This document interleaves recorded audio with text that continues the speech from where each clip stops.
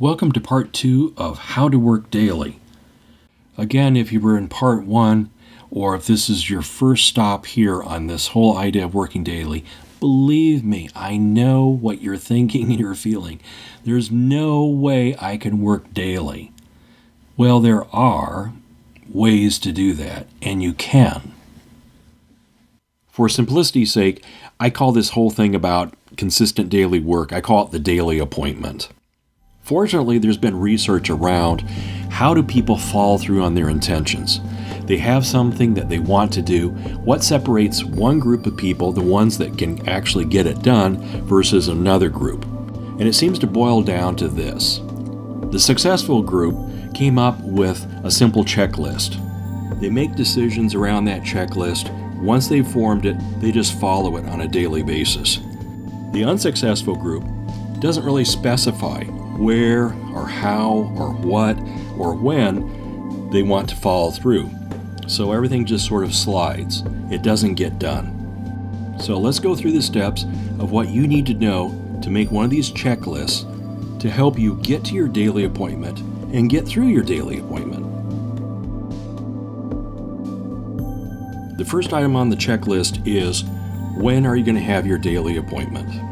We talked about working short, but specify during your day the best time or best times to work that short time period, 10, 15, 20, 25 minutes. Think that through. When's the best time for you? And probably come up with a plan B. If the first time doesn't work, you know what the fallback position is.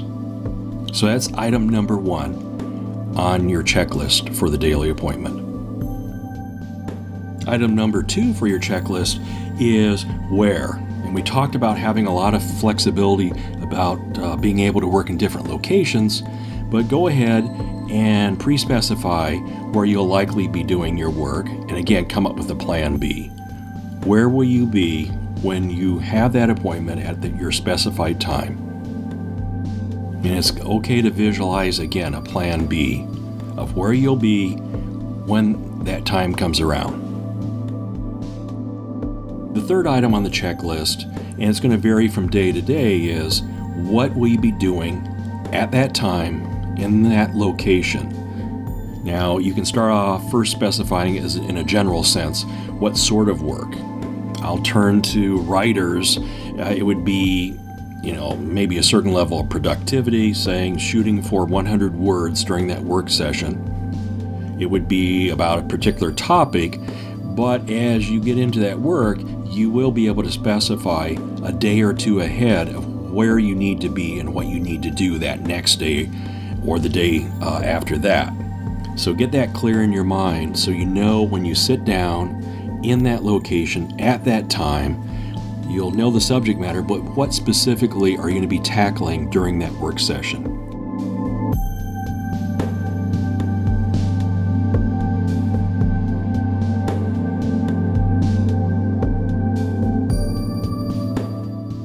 And lastly, for more resources about getting unstuck and getting started and moving forward, please come on over to my blog site called thestuckcreative.com. There you're going to find additional tips, you're going to find links to other recordings and related materials, and also links to recommended resources.